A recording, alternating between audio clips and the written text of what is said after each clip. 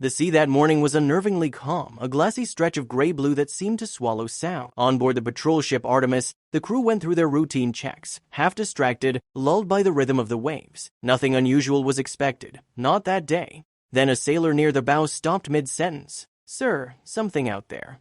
At first it looked harmless, a green sphere, bobbing lazily on the surface, shimmering faintly under the sunday. Probably a buoy, they thought. Maybe some fisher had lost it to the tide. But the closer they sailed, the less ordinary it appeared. The color wasn't quite right, and the shape too smooth, too perfect, didn't belong to anything they'd seen before. The captain squinted toward the horizon and muttered, "Bring us closer." Engines hummed lower as the ship turned toward the drifting object. The crew leaned over the rails, their chatter fading into uneasy silence. The sphere was larger than any buoy, almost 2 meters across, and its paint, once bright, was now scarred and blistered with rust. Under the morning light, they could see faint markings, maybe letters, maybe numbers, long erased by salt and time. A sailor tossed a grappling hook. It struck the surface with a hollow clang, sharp, metallic, and deep. Not plastic, not wood, something heavier, something that shouldn't be floating freely in open water. The sound echoed across the deck, strange and cold. It carried the unmistakable weight of history. The captain's brow furrowed.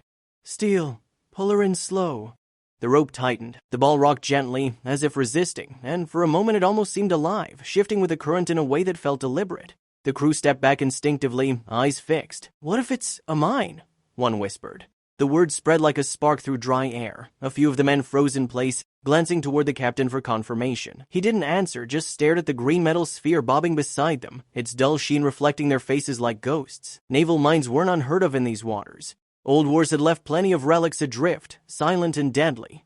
If this thing was one of them, the smallest mistake could end them all. "Secure the line. Nobody touch it until I say," the captain ordered. He reached for the radio, relaying their coordinates and a brief report. But after a short burst of static, the signal cut. He tried again, nothing. The air filled with a soft hiss of white noise, a sound that suddenly felt far too loud. The sea was quiet again, deceptively peaceful. One of the sailors noticed the rope trembling, a faint rhythmic tug.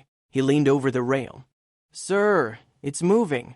The ball dipped lower, straining the rope. Beneath the surface, the water rippled outward as if disturbed by something vast. "It's not free," another whispered. "It's anchored."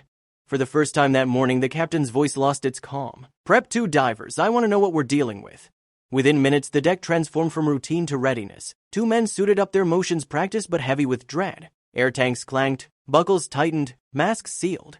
The hum of the compressor was the only sound. The first diver approached the edge, pausing for a brief nod. Then he vanished beneath the surface with a muffled splash. The ocean closed over him, erasing his presence. Above, the men leaned over the railing, watching the stream of silver bubbles rise slowly, the only sign of life below. His voice crackled faintly through the headset, descending along the tether, visibility low, following the line. Then silence. Just static and the gentle slap of water against steel. Every man on deck held his breath. The diver's beam sliced through the murk, illuminating a trail of drifting silt. For a moment, there was only darkness then. A shadow loomed beneath him. Massive, curved, unnatural. "Captain, I've got metal down here. Big structure, not debris."